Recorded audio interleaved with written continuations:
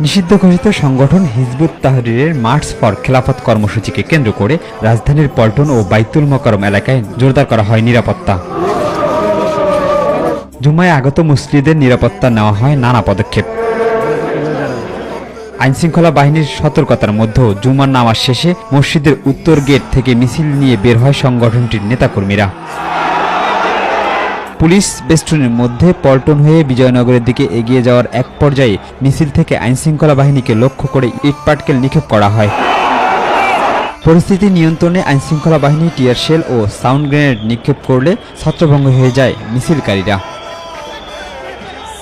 এ সময় মিছিল থেকে নিষিদ্ধ সংগঠনটির বেশ কয়েকজনকে আটক করে পুলিশ।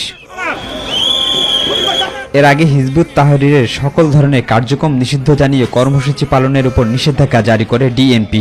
যারা মিছিল করার চেষ্টা করছিল আমরা